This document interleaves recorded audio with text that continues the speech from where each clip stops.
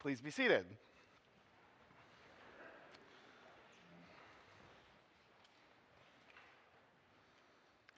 Picture it. Chicago, November 2016. A contented guy in his mid-30s was thrown into crisis, trying to make sense of a world in which the Cubs could win their first World Series in 100 years one minute, and Donald Trump could be elected president the next. He felt as if the world had been turned upside down. Like many, he was confused, disillusioned, and anxious about what the coming days and weeks would bring. While he hadn't been a regular churchgoer in years, a thought occurred to him: maybe I should pray? That Sunday, he found his way to an intriguing-looking wooden church a few blocks away from where he and his husband lived. The service resonated so deeply that he was moved to tears and called his mom afterward to tell her about the experience, finding himself saying, "I think I've found a church?" She attempted to subdue her delight, but over weeks and months, he returned relatively regularly, meeting new people, joining the Episcopal 101 class, participating in anti-racism programming, and eventually, at the strong encouragement of the then rector, and way before he thought it was the right time, he was elected to the vestry. And now, 6 or so years after walking through those doors, and 4 years after joining the vestry, here I am. For virtually all of us, but especially us here at All Saints, these past 4 years have felt like a seemingly endless series of challenges, transitions, and pivots. A deadly pandemic swept the world, throwing us into isolation again and again. A rectory renovation suffered an unprecedented supply chain crisis. The worst of humanity showed up, and continued oppression and brutality against Black people and people of color, constant gun violence, and widespread attacks on facts, truth, and democracy. And deeply personal moments of loss, depression, and grief made us all feel like the world had turned upside down. But sometimes, in the most difficult and disorienting moments, things can unexpectedly flip again for the better. Today's readings are all about turning expectations, traditions, and dominant thinking on their head. In the first reading, the prophet Micah relates a difficult conversation between God and Israel. Couldn't help but getting an image of a couple that had been married for years having a really difficult existential conversation about their relationship. We can tell that God desires nothing more than to be in deep, abiding, and loving relationship with his people. But something has gone awry. "What have I done to weary you?" God says. "I've freed you from slavery, sent you visionary and wise leaders, and I've been with you through your most difficult trials." God is not angry as we might expect. Instead, God feels hurt, sad, rejected. Israel tries to express contrition and repair the covenant in the manner of their ancestors, offering all kinds of gifts and sacrifices.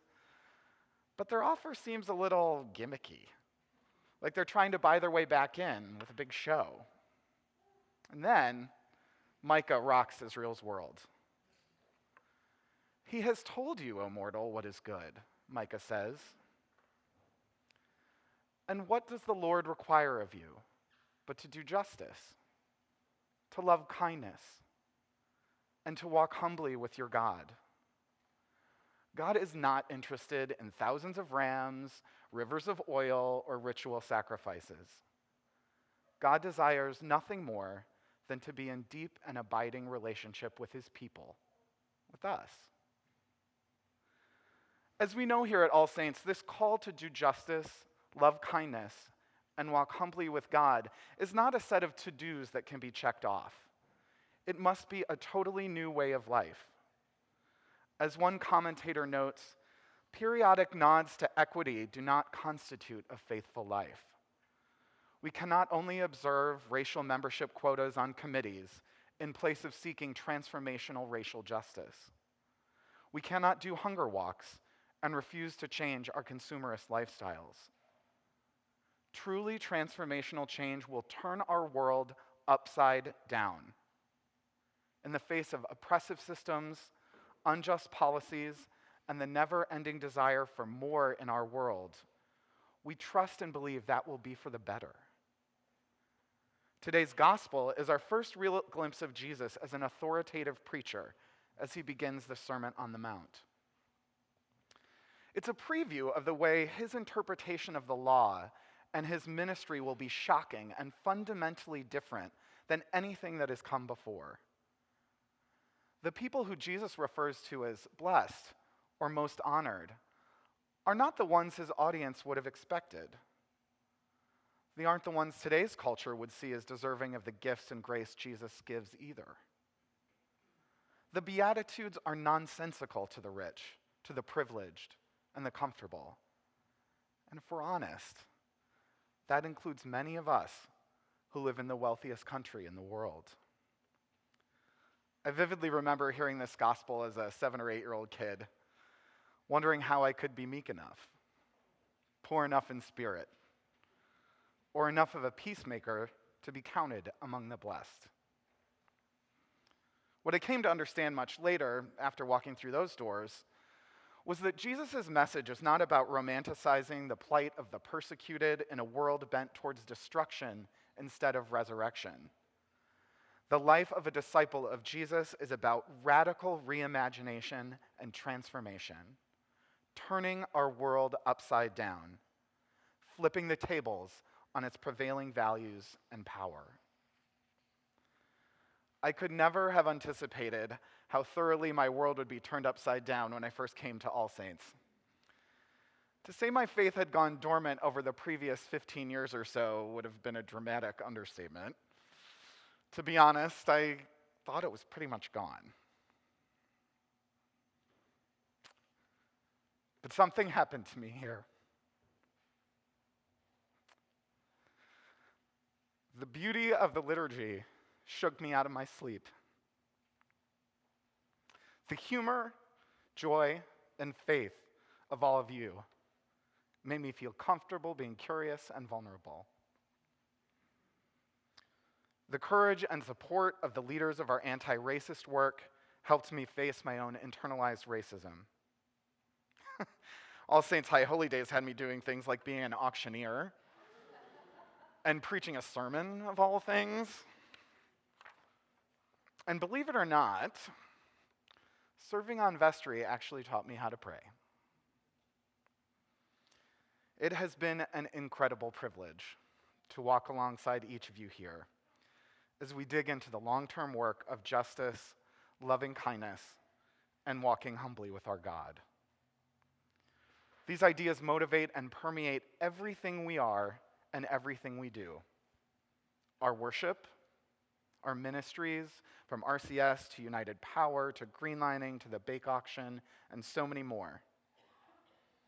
And yes, they are even embedded in the management of our financial and administrative matters.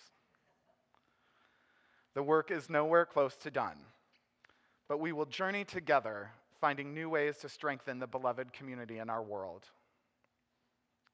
When I started putting this sermon together, I have to admit I was pretty anxious and intimidated.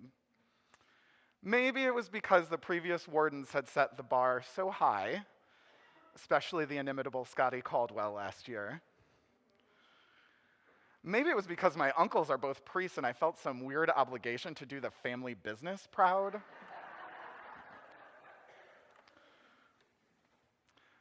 But then I remembered something that I've learned and relearned as a member of this community.